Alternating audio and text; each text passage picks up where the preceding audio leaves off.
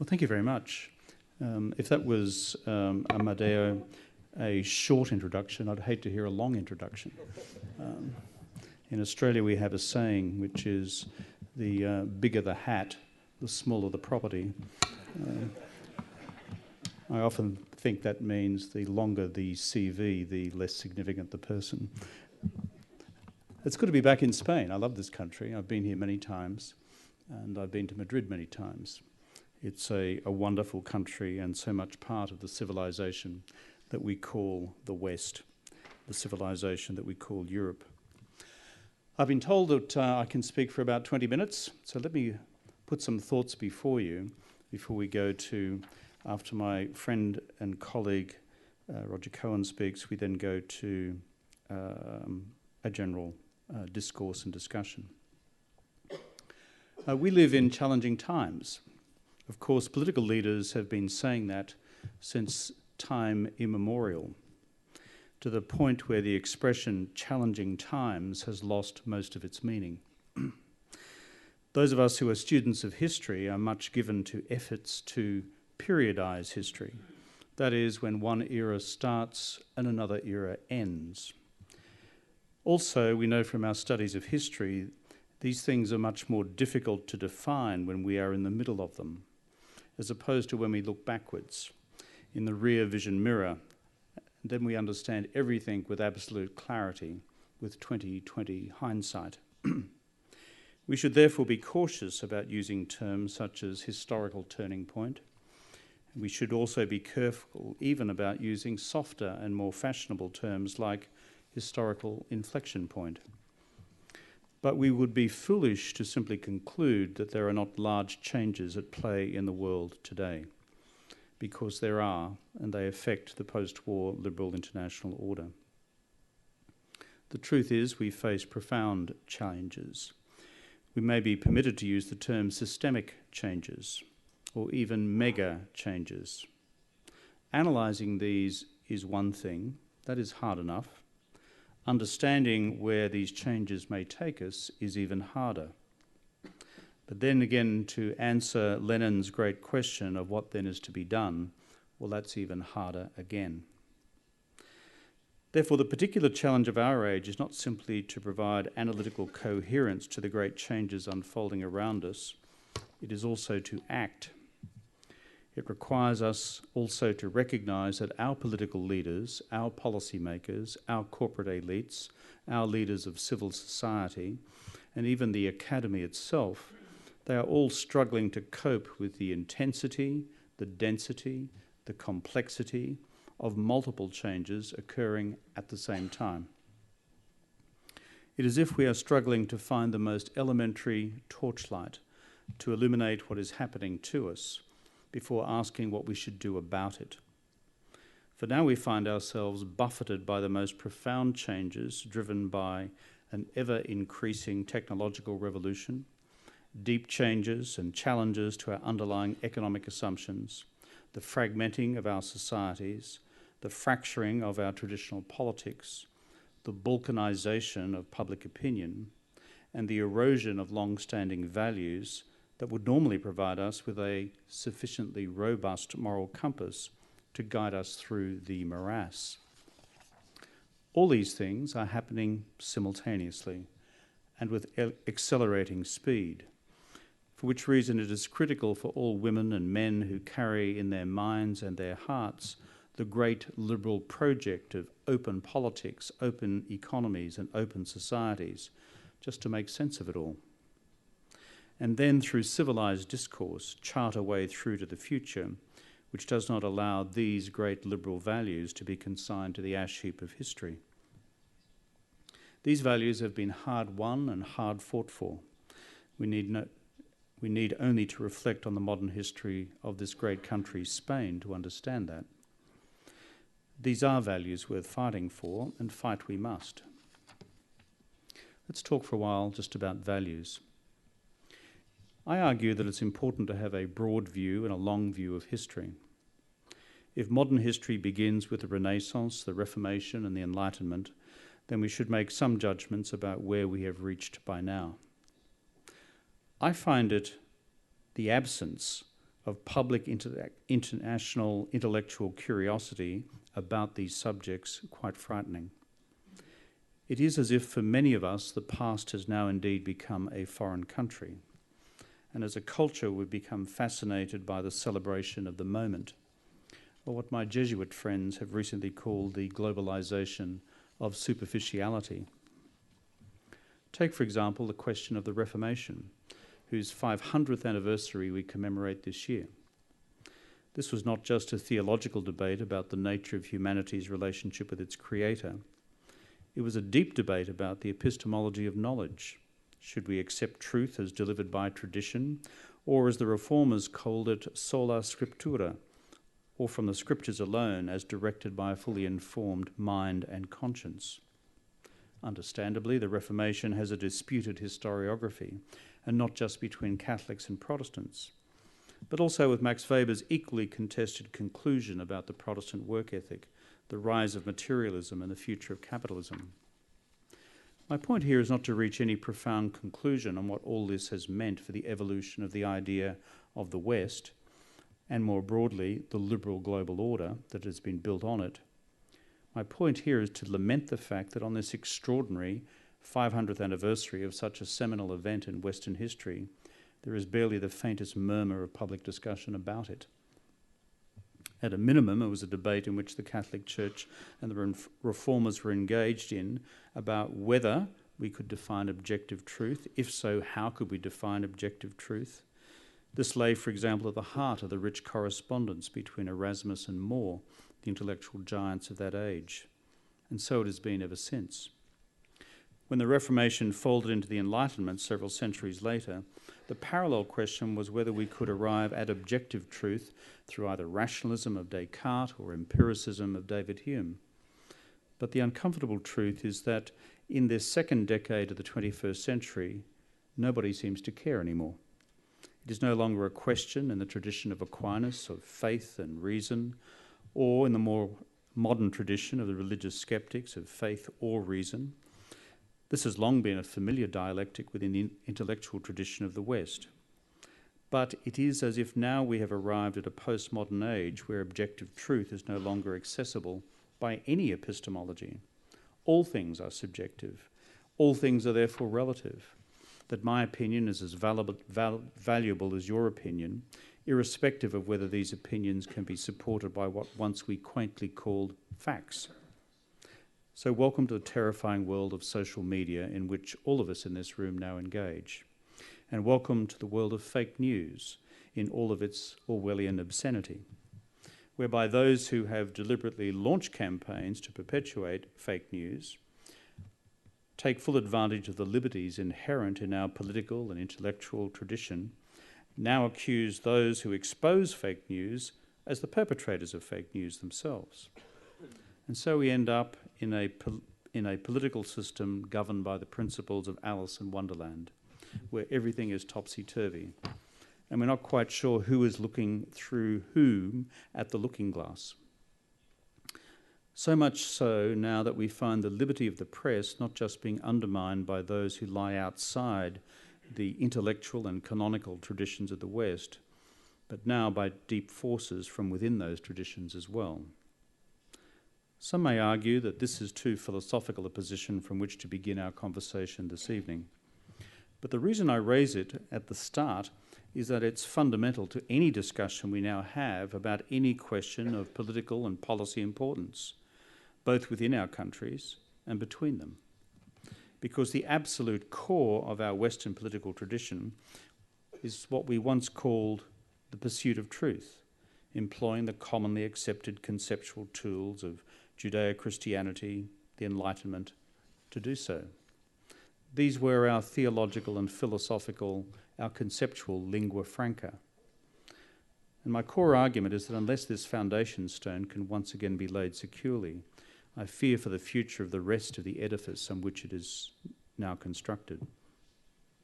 So much for the challenge of values. What about the challenge of technology? Everyone in this room here is familiar with the contours of the great debate about technology raging across the world today. We're also familiar with Moore's law, which states that the processing power of computers doubles every 2 years. Just as we share some understanding of the profound breakthroughs in new materials research. But it seems that the great beast of technology, the Leviathan of our age, notwithstanding the enormous virtues it has delivered to civilization, now presents us with a new generation of challenges for all our futures. If, that is, we are to remain anchored in the liberal values for which we have stood. Question number 1. Will the technological revolution, turbocharged by its handmaiden international financial capital, now create its own borderless state which is divided simply into 2 classes, the owners of technology and capital and those who own neither? A second question. For those who own neither, what does the prospect of long-term or lifetime unemployment look like as mechanisation is transcended by automation, which is in turn transcended by artificial intelligence, and as full-time jobs become part-time jobs, then become casual jobs, and then they become no jobs at all? A third question. When will we reach the threshold of artificial intelligence, or have we crossed that threshold already, where human agency itself is progressively rendered redundant, and when robotics begins to assume the dimensions of the science-fictional world we once read about in our childhoods, including on the great questions of life itself?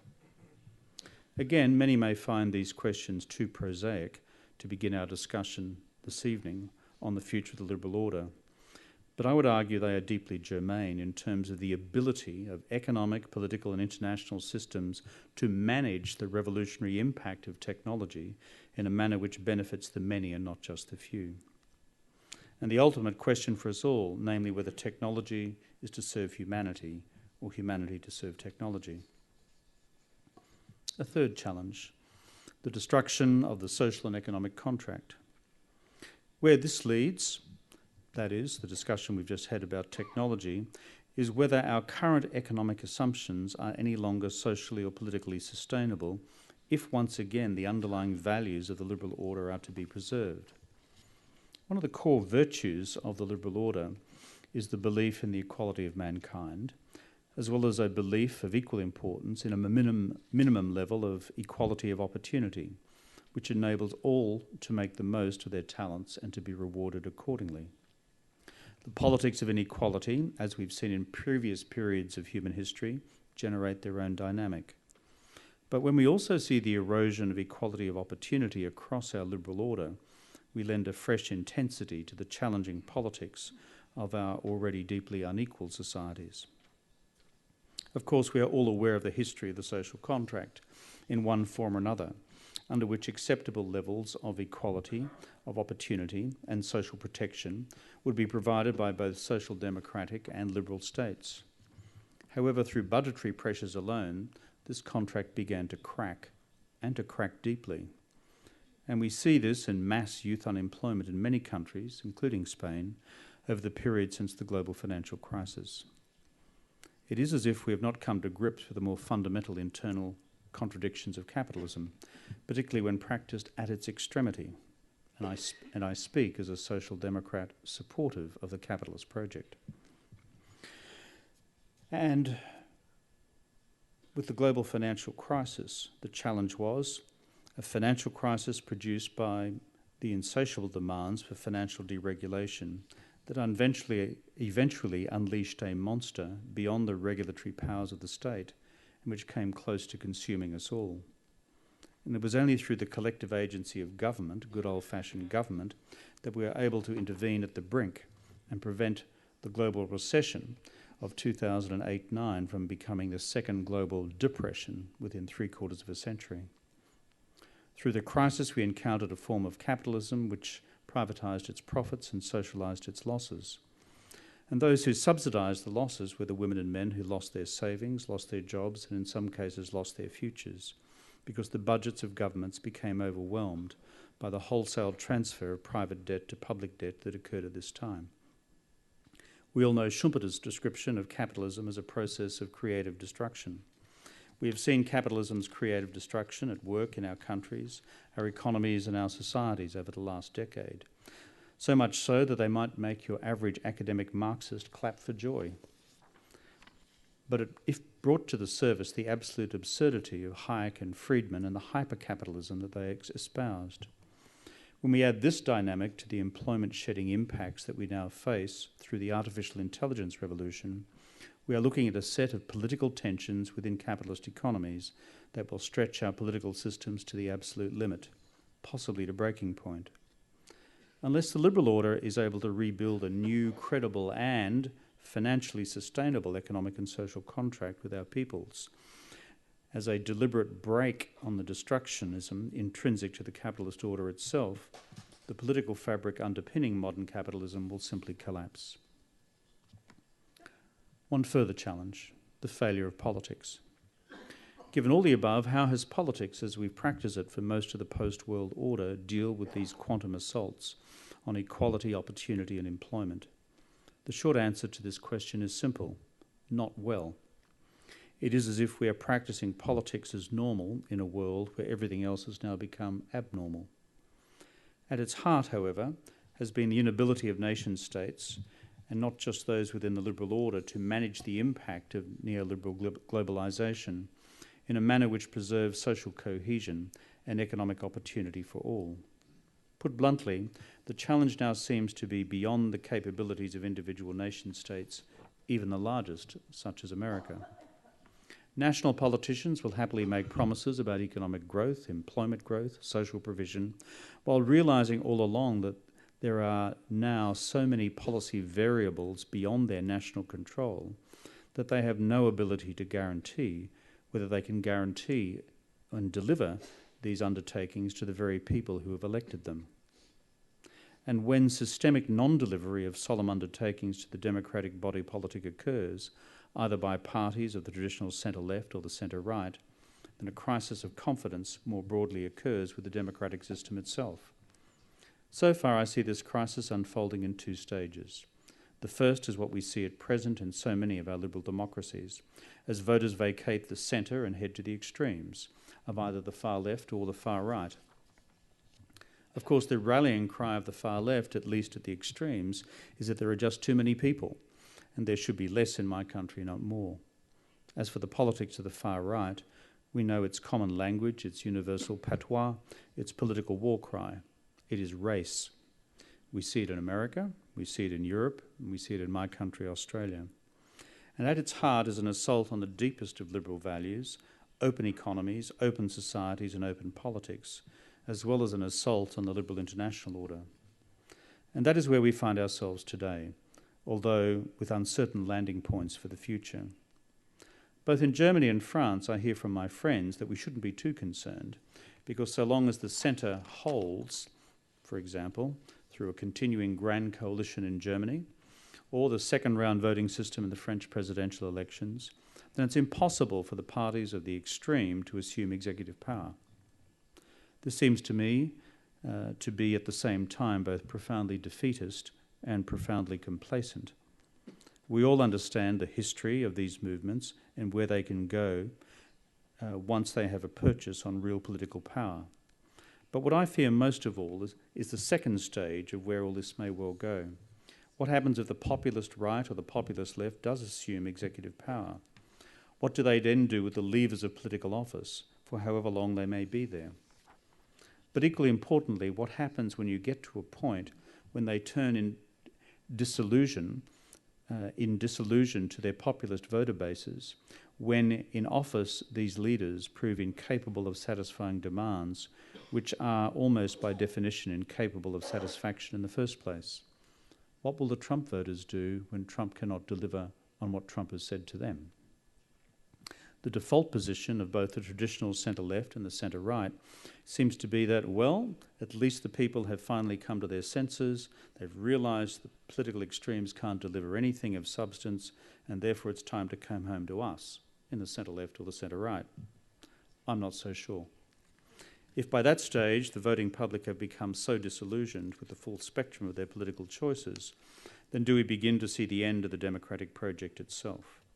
Of course, we know there are leaders in the world who have reached that conclusion ahead of time. Yet this would be the deepest assault of all on the values underpinning the liberal order. And so as my 20 minutes is now done, what of the future of the liberal international order? We'll come to that in our discussion.